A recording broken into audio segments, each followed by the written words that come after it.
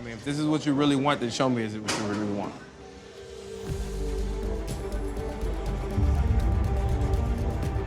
I really want you to have brunch with me. Girl, you need brunch to fall in love with him? Brunch. I promise you, brunch is better with your girlfriends anyways. Hello everybody and welcome back to Taste of Reality. My name is Queenie for those who don't know me. There might be an echo, who knows? It's an empty apartment, as you can see. Okay, we're going through a lot right now. But sorry for the inconvenience. There's nothing I can do about it in the meantime. I know I'm gonna get comments about it, that's why I'm saying it now. So we're reviewing Married at First Sight, season 13, episode 9. Before I get into it, please make sure to like this video, subscribe to the channel, and hit that notification bell. And let's get into the review. So I'm gonna start with Brett and Ryan because honestly, at this point, I'm just wondering why they're even here. Brett is saying that she's having a crush on Ryan, and I don't understand why. What about him is, you know, enticing to you? Girl, he doesn't show you affection. He doesn't say anything affectionate. He looks dead in the face. Dead in the face. All right? And I feel like even the most stone cold people, at least when they're with somebody who they have some sort of feelings for, they wouldn't be so dead in the face. Let it go, girl. I think we're still on the right path, but I just don't think that we're there yet, emotionally, physically. Ryan says that he is not sure if he's been in love before, but if he has, it would have been twice. And Brett obviously says that she's certain she's been in love twice, and what she requires to fall in love with somebody is reciprocation. It's not gonna happen. Not with this man. He's not gonna reciprocate affection for you. I'm so sorry, babes. I'm so sorry. He's not the one for you. And I don't even know what it is. I think he just had this image of like a baddie. The way that he talks about it, even the way he refers to his exes or his family refers to his exes as being potatoes. I think he thought he would have this amazing woman who's absolutely perfect, no flaws in character or the face, like nothing. Like he just thought it was going to be absolute perfection, and the fact that it isn't is making it hard for him to really give it his best shot. And I'm sorry, relationships are like that. If it was that easy for you, or if you wanted that, this was not the show for you. You have to make it work, and I don't see Ryan being the type to want to make it work. At least not with Ryan. No. Ryan, cha, these unisex names, I can't. Y'all know what I'm saying. He even admits that he's confused why he can't have those feelings for her. And I think that, you know, regardless of Brett being who he's partnered with, I think he needs to work this out in general. Because you're now 35, have not been in love, at least you're not sure. And now here's a situation where there's people who have picked out a partner for you who's ideally supposed to be suited for you, and you still can't make it work. Baby, you might be the problem, okay? You might be the problem. We are going to move on to Rachel and Jose. These two done said they love each other. Oh, why? Why? Anyways, see, okay, my first point and that point that I just made is why this is not making sense to me. At the beginning of the episode, Rachel says in order to fall in love, she needs to be understood and listened to more.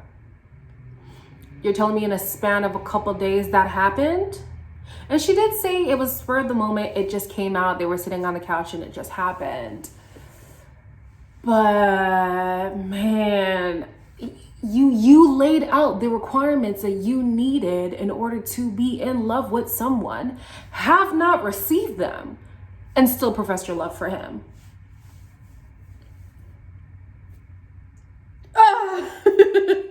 These people stress me out. So when it comes to Jose and why he hasn't been in love, he says that his list has not been fulfilled.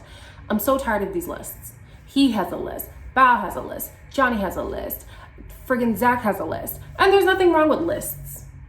But when your list is pages and pages long and you expect your partner to fulfill all those things on the list, why are you wasting the expert's time? Why are you wasting your match's time? Why are you wasting Lifetime's time? Why are you wasting our time? You're never going to find it. You're never going to find somebody who fills all the boxes. And if they do, you might find other boxes that you would like not to be checked. Because we often like to think we know what's best for us and realize it's those things that we didn't expect that end up being better suited for us than we thought. So, sir, you were with a woman for 4 years, knowing you had a problem with the fact that she had a child and you wanted to start your own family, and still stayed. Now, Rachel, if that's not a sign for you to go, I can't help you. Lifetime can't help you. We can't help you. It's just like, I woke up this morning and I still love him, so that's a good sign. That is a great sign. Yeah. And I love her too. Aww. she said she loves him. Oh my gosh. I really don't have anything more to say on those two. I just feel like Rachel needs to be okay with upsetting Jose sometimes. If she's not being heard in a discussion, in an argument, in whatever, make that known in the moment. Don't do it retroactively because it doesn't do the same thing. You know, let him know in the moment so he can clock, oh, this is what I'm doing while I'm doing it, so you can fix behavior. You've tried addressing it after the fact and it doesn't work. It hasn't worked. And also, I feel like she's wanted to be in a relationship that is healthy so bad that she'll accept this for now. And this is not at all to say that it cannot work.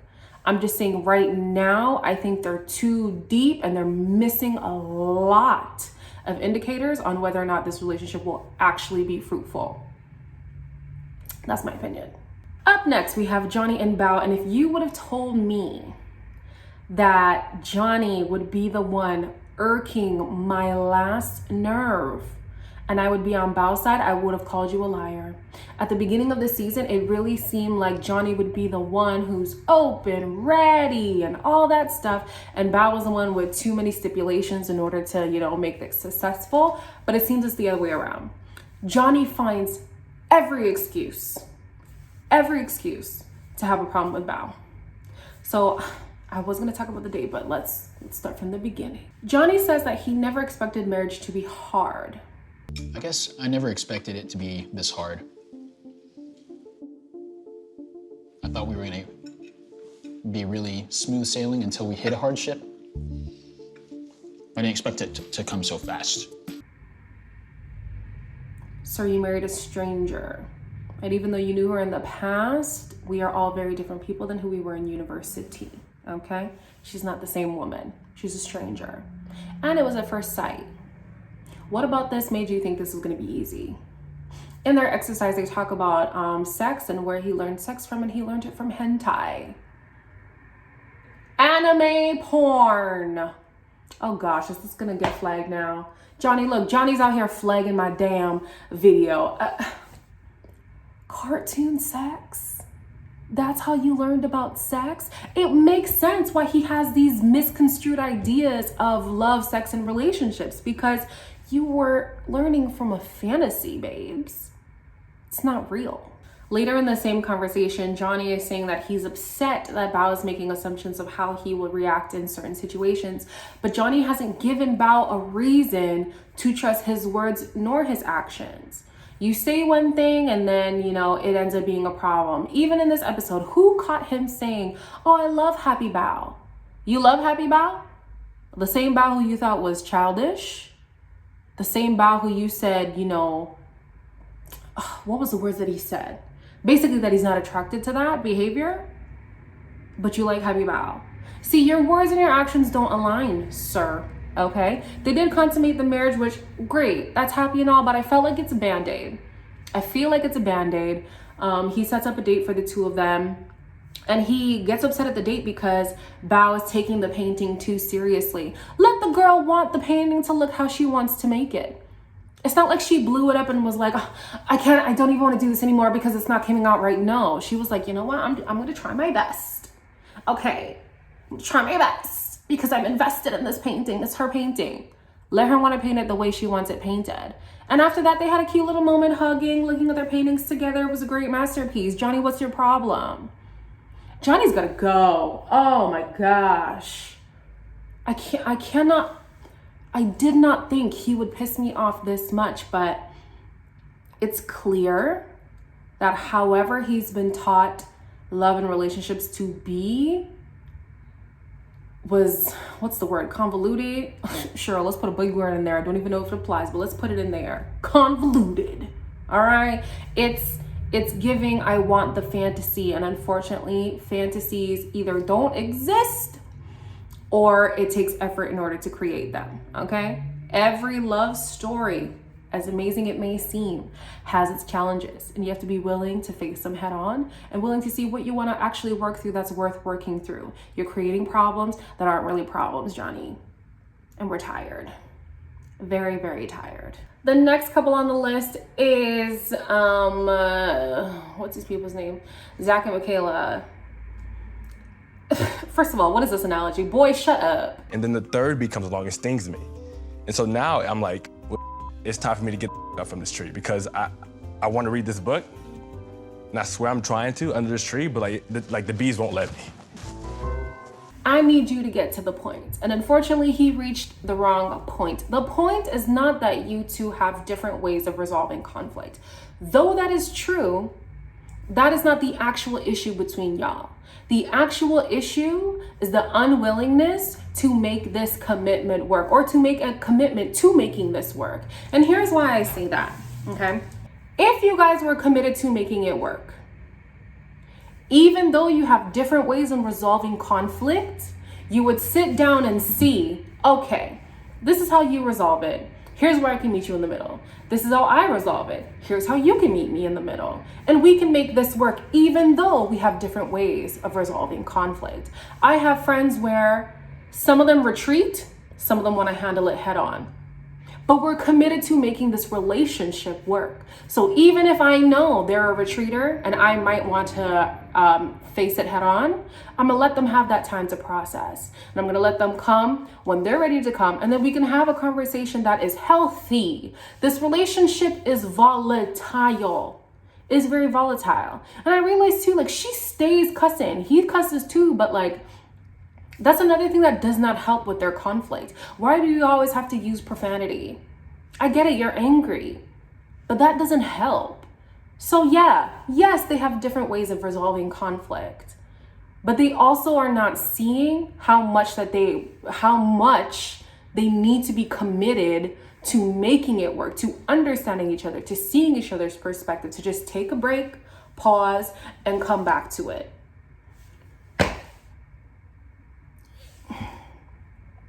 It's giving childish, man. And it makes sense how they've,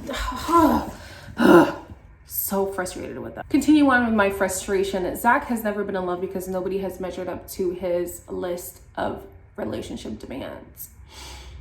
Number one, like I said, I'm tired of these lists. And number two, Mr. Zach, do you fulfill the requirements on your list? Do you? I don't know that you do. And I want to see what Michaela's side is because she completely admits, she's like, listen, I do blow out. I do lash out, but it's provoked. I want to see what this provoking is because even Zach's friend said there's a pattern with his exes. And this is somebody who was picked for him. There's something Zach is doing that we don't get to see. That's not like, I feel like it's easy to put it on Michaela because she is the more outspoken one when it comes to conflict. But there's a missing puzzle piece here. And it's looking like Zach is not so innocent. The good thing about these two is that even through all the trials and tribulations that they've been through so far, they still speak highly of each other and they're still optimistic to making it work. Do I feel like they should make it work? No. I think there's a difference between having different conflict resolution skills and then feeling like this person makes you want to be combative. If in your presence, my first notion is to be combative, is it worth it? I don't think it is. It's up to them whether they feel like it's worth it, but to me, if the smallest things cause you to retreat or cause you to want to fight, maybe it's not worth it. Just saying. All right, lastly, we have Michaela and Gil. Gil got Michaela a different ring. Though it is cheaper, it is more effective for Michaela's life, and she doesn't like it. Why? Because it's cheap. But she wants to complain about the more luxurious one because it's itchy and it's uncomfortable. So what do you want, babes? Do you want practicability or gaudiness? Do you want comfort or money? I'm not understanding. This man tries time and time again to do these gestures, and she's just a stick in the mud. During their exercise, even before it, to build some intimacy, Gil wanted to massage her feet, and you know how that went last time. This time she did accept, even though she was reluctant, and she rated him a 5.